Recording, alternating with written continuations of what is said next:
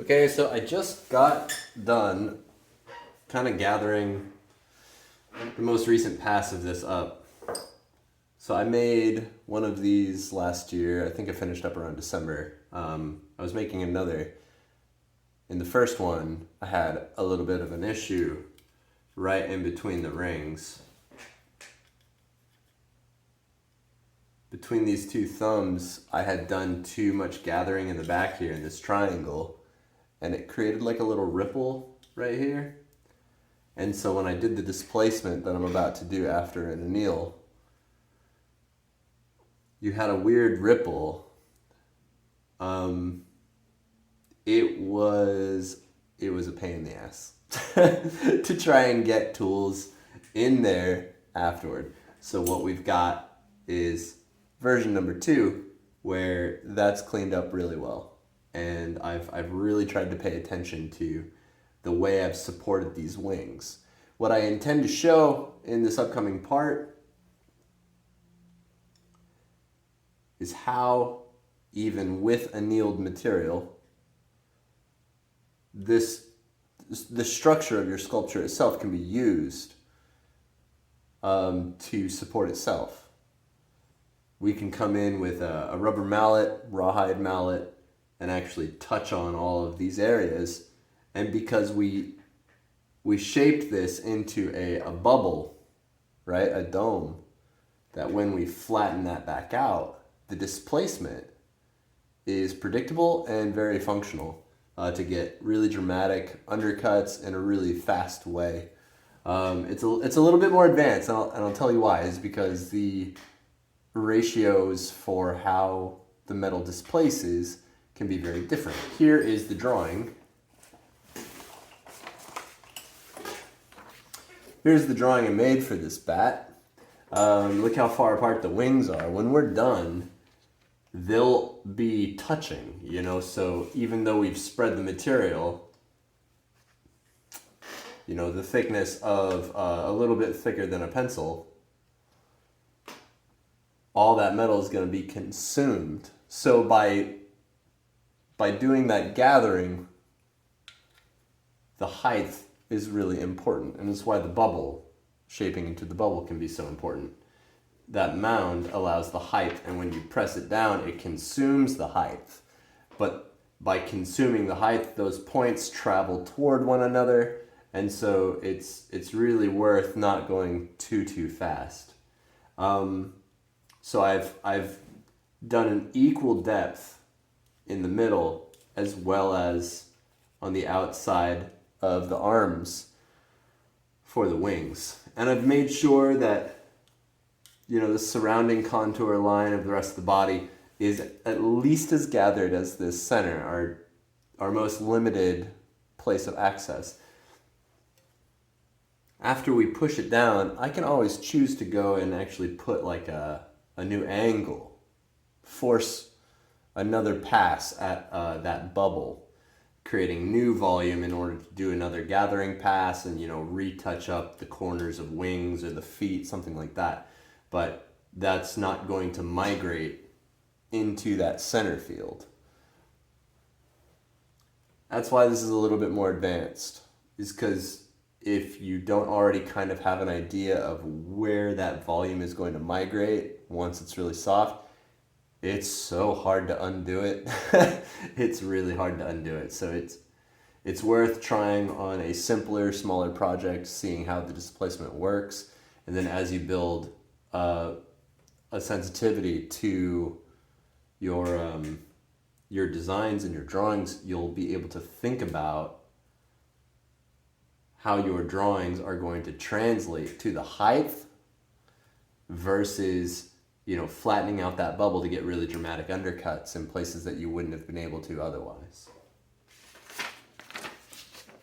Things like this drawing, the distance between these will be consumed by pushing it down. So if you wanted your final result, your end result of this drawing, to have the wings at that distance, you might need to add, a 1/4 inch, or depending on however high you want it, you might need to add that to either side to open the arms a little bit more at these points. There are other things you can do, you know, this wing, this leathery wing where like the fingers, because the wings are giant hands, right? So the fingers are actually curled up like this, you know, shaping in the displacement from the interior of the wing against this edge first, and then bringing it back in would have given me a much more dramatic height here. I'm still really okay with this. I'm not trying to go any higher. But on a larger piece, if that were, or even a smaller piece, I should rephrase.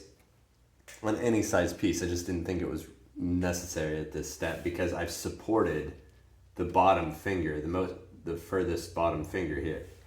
I've supported it all the way around, and I've left this edge soft. Like it's just rounded, where this one's a little sharper, but it only needs to become sharper, so that's fine. And on this version, I've left a higher platform for the head. Now, gathering up to the underjaw, this flattens out during the next anneal. I'll be touching on that head last. So, you know, I'm going to have a chance to actually support this outer edge with a tool and push it out, and it'll make the whole head seem like it has more volume because you've taken this flat and you've expanded it. I've also attempted to add the tail and like the wrinkly leather wings, the folds of skin in between the feet, because the feet are together, that wrinkly fold has to go in somewhere. And so I have it drawn, so I've chased it in this time, where in the one before that, I didn't really understand which step to put it in, when to put it in, and I actually needed to put it in like first compared to all of these other really advanced shapes. So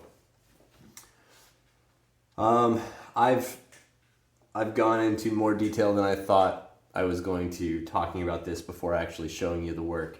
But I've also kind of breezed over some stuff. So if there's anything in here that you wanted more clarification on, please ask. Otherwise, I'm going to anneal this, pickle it, and I'll actually film the displacement happening.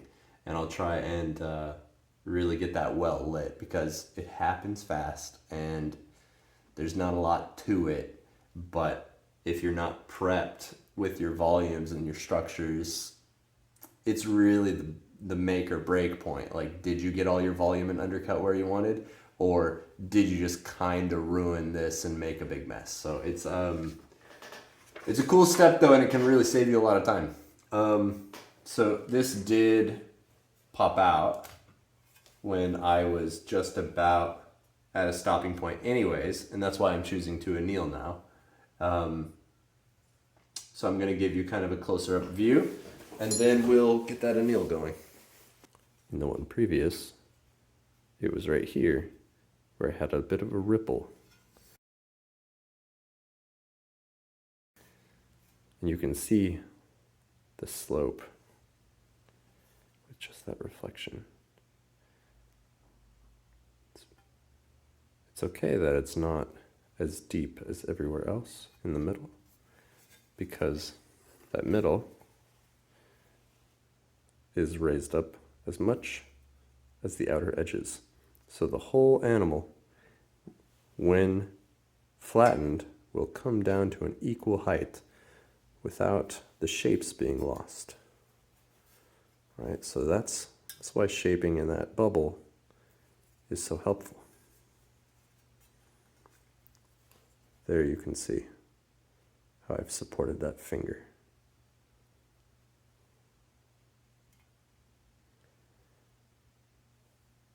When I hammer this down, when it comes flush with the background, we're going to lose a lot of height through this area. But that's great, because all of that mass will be pushed into the edge. It will actually make my job cleaning all of this up and making a crisp contour against the background much easier. All that metal has to go somewhere. So the best thing to do is to leave that extra smooth. See how shiny that is. So when I hammer on that, it's not finding a corner in a place you really don't want it.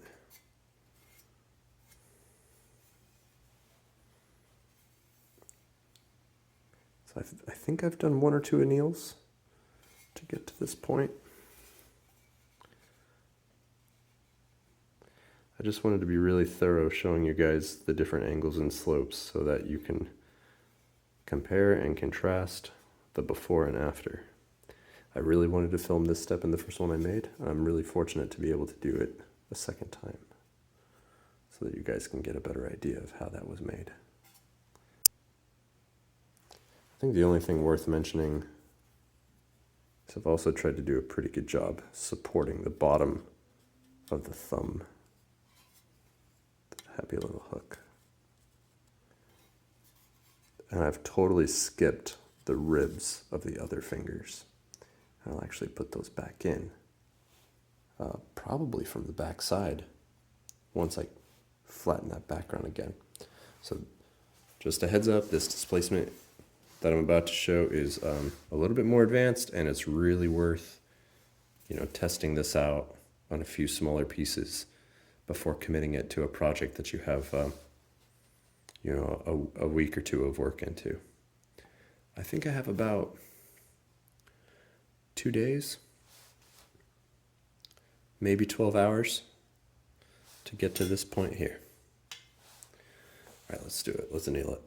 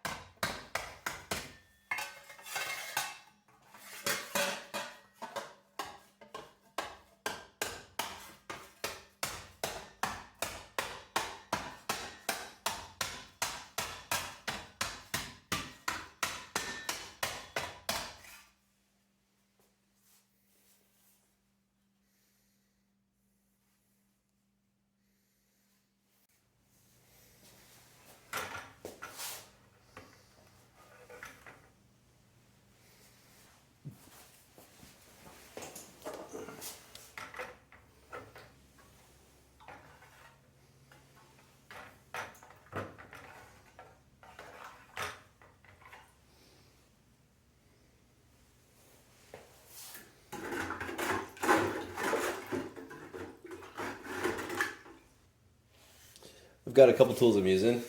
I've got a rubber mallet, just a big flat soft thing. I've got a rawhide mallet that also has a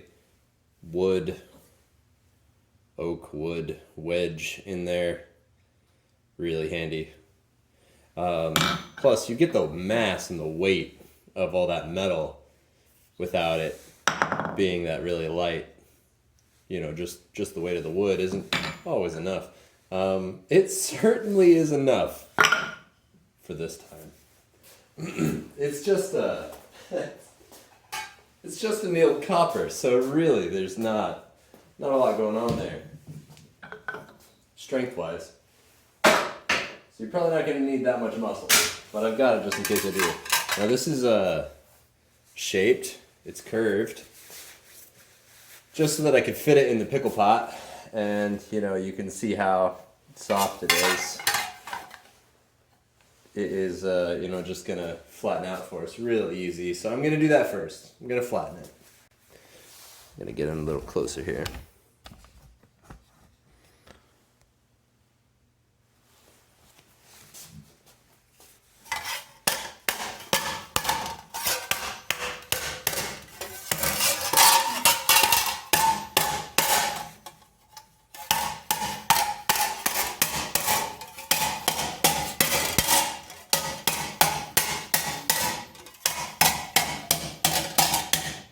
Now you'll notice I'm focusing on the outside, and I don't mean to block your view. It's just kind of the nature of me being right-handed.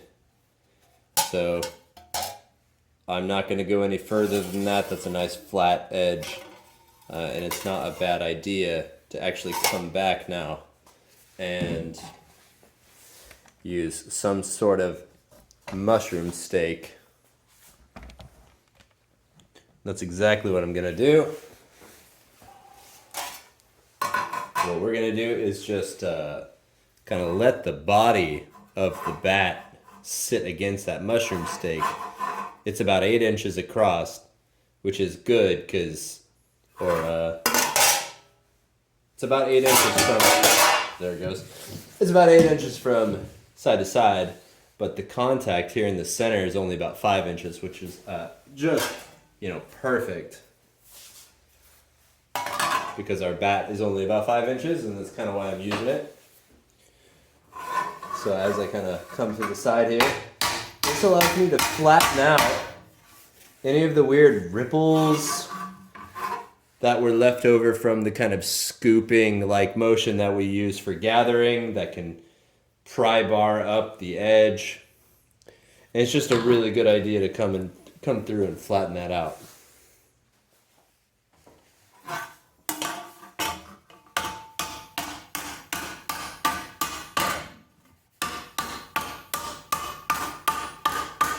I'm using the rawhide because it is firm, but it is also extra soft and not going to scar the metal at all.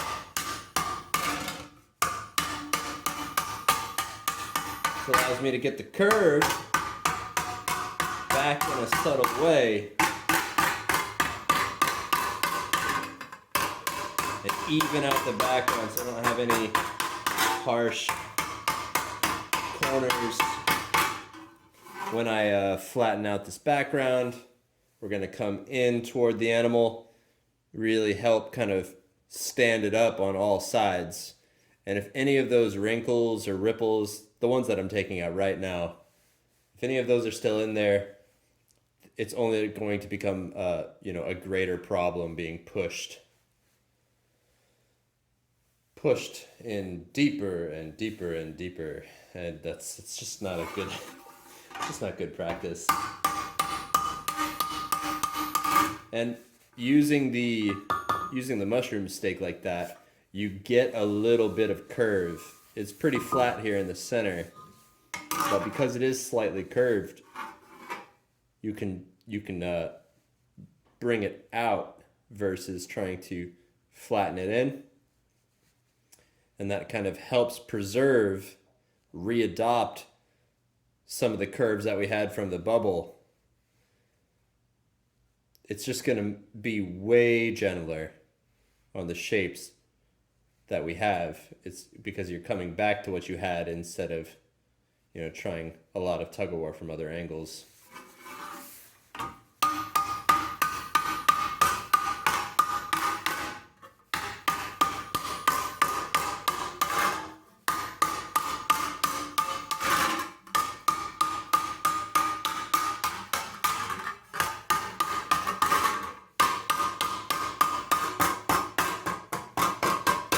At that point, I'm more than okay with that.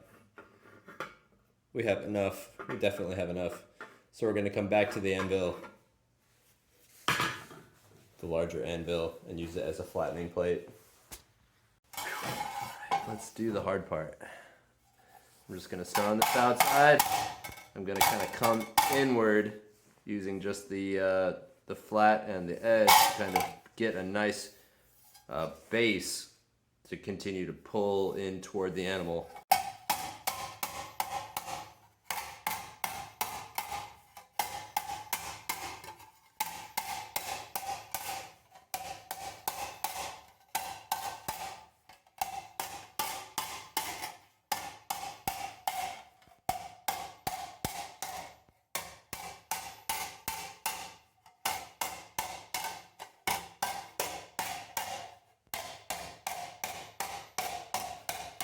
I'm not trying to come in too tight.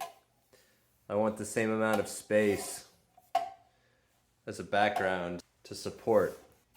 If I come in too close and I try and push this down, I might get that ripple again right there. So I'm actually going to get just a little bit closer until I have about an inch of distance everywhere.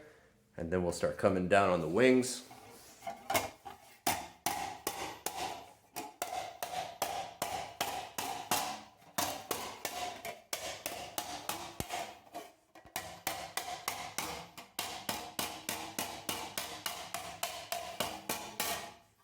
That's exactly what I want.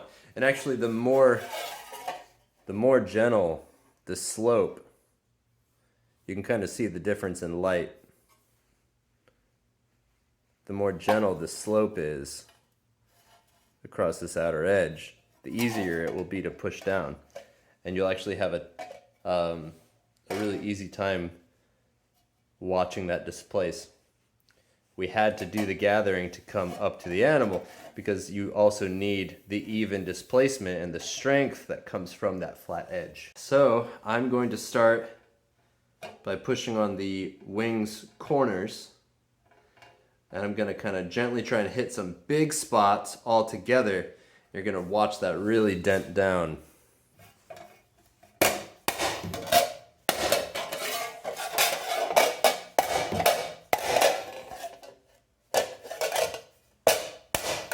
Coming in at an angle on the body.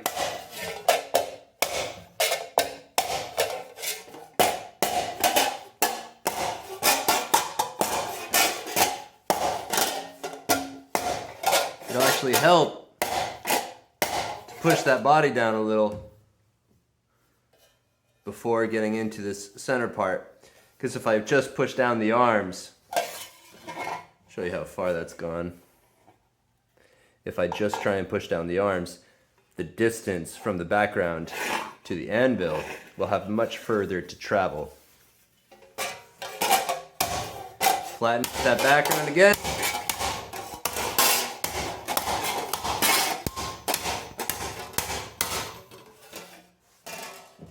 Let's just measure this, because I haven't really hammered down on the wings just yet. So between the wings,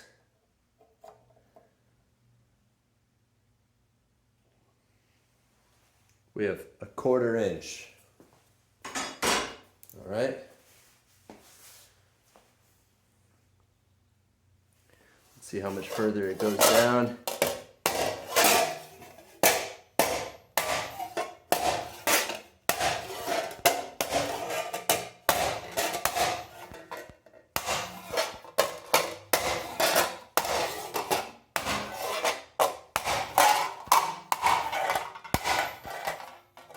Ooh. Not sure if I want it any more than that in this pass, but we'll see. Flattening that back out. I'm just worried about my gap between this line and the arm, because I don't want to flatten out that too much, because I'll lose access on the other side. Like, I'm a little worried about losing access to this interior wall. So I'm going to take a second with a wooden chisel and try and bump that back out. This is the only disadvantage to this method, is you can overshape some stuff, so grab it early.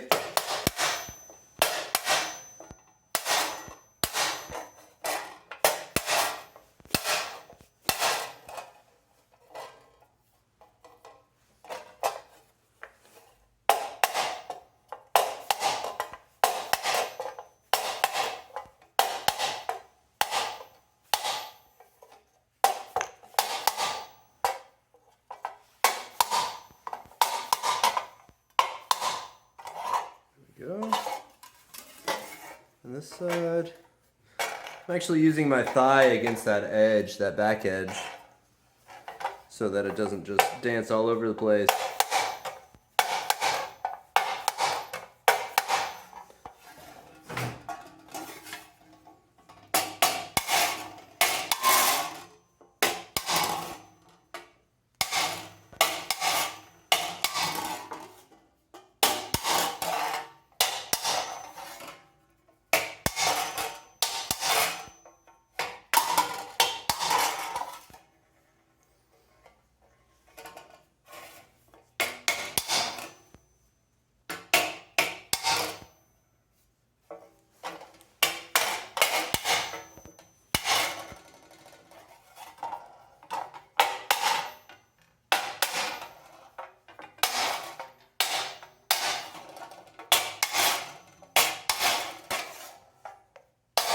The face is pretty misshapen.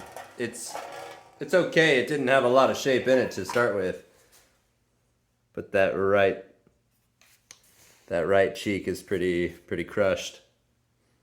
It's okay. We'll just bump it back out from the inside. But grabbing that well supported finger and actually pushing outward helped drag some of that and make it feel a little bit more open. And pushing down on the inside of the body right there, pushing it down, has helped as well.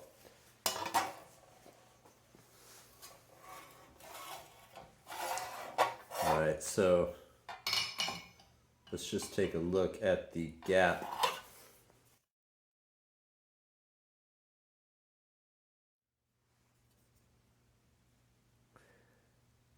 It's not too bad.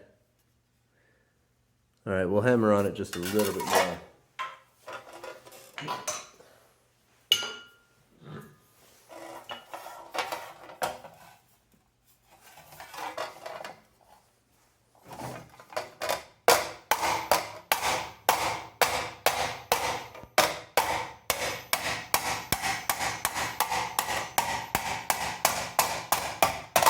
Using just the back edge, I'm kind of getting on the inside there of the wing.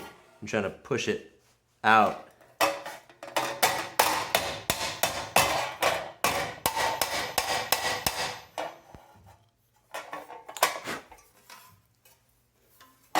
Sweet.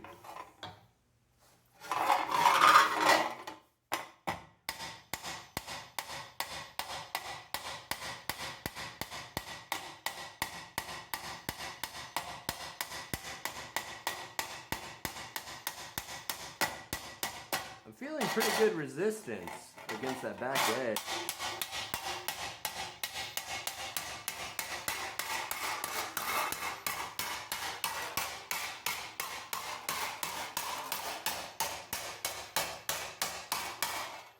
I think I'm okay with that. I might just leave it as is.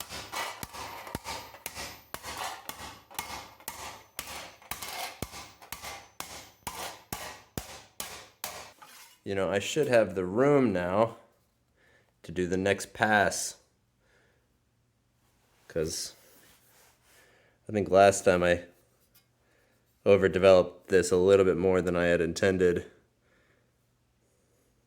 And on this next pass with that fresh anneal, I can come in on that interior, like where the back behind the ears will be. I can come in there a little bit more. And in this next chasing pass, I'll be able to push down those underarms, those forearms.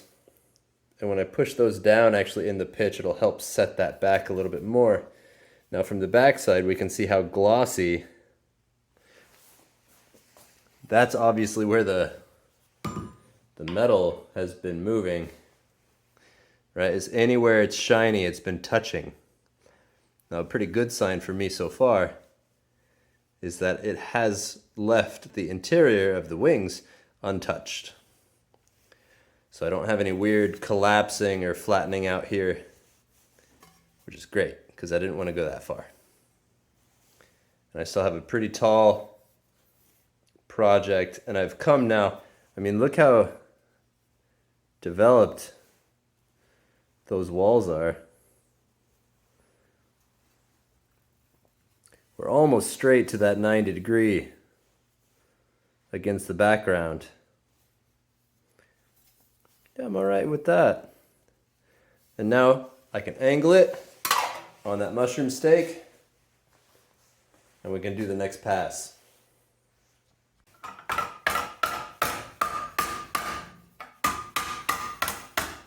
To kind of get things going in a direction. I'm kind of using the rawhide for that step because it's smaller, so it doesn't feel so clumsy.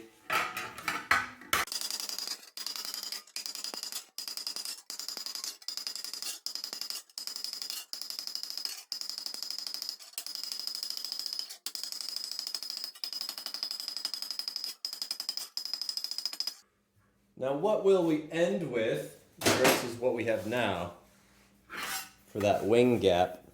Well, okay, so let me back up. Adding this curve is going to give the strength back to the project. So if I need to get in there and work any area, I know the stress in the whole background has an even resistance for my known variables. The other thing that's good about having that curve is if I need to do any gathering, I have some material that will be flattening out just like we just did. And I can use like another gathering pass against the flat of the anvil to push that curve and to help tuck in those corners like we just did now. So we had that 1/4 inch to start, and we have a much smaller area now. That's how much we've lost to the depths, but we've kind of kept the height. That's not bad. I'm trying to keep my eye on the camera and not drop the piece. So give me just a second. All right, so we went from a 1/4 inch to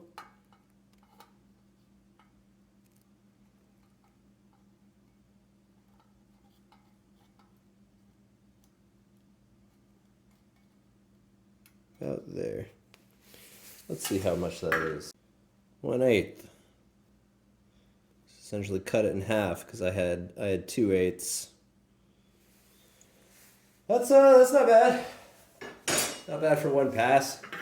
You can absolutely get it to go further, but I want to develop the wings a little bit more and get the fingers roughed in before I try and push them down any further, because I think it's just overkill.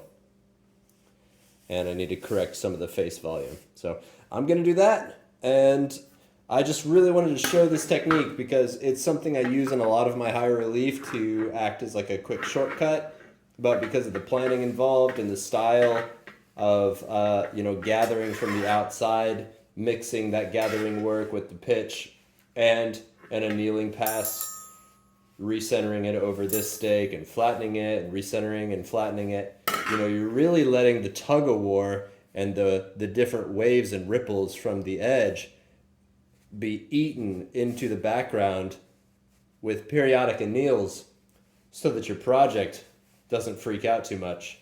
You can do this a number of times.